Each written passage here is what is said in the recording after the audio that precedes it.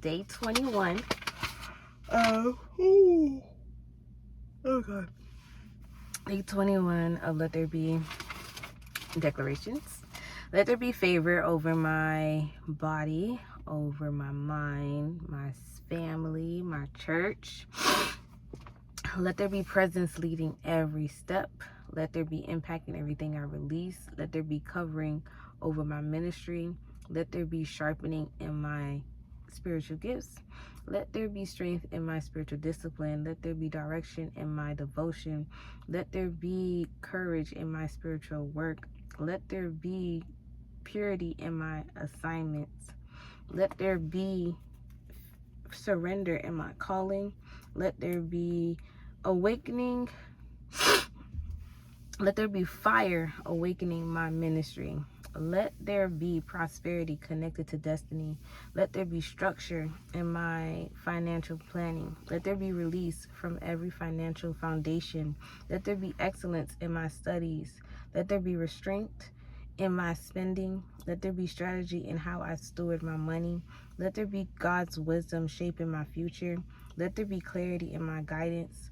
Let there be strength for every parenting season when that time comes. Let there be covering over my children's destiny. Let there be calm in my parenting.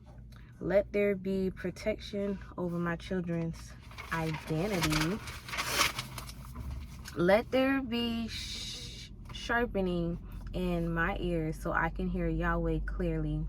Let there be laughter strengthening my marriage bond. Let there be gentleness in my marriage communication. Let there be deliverance of being late.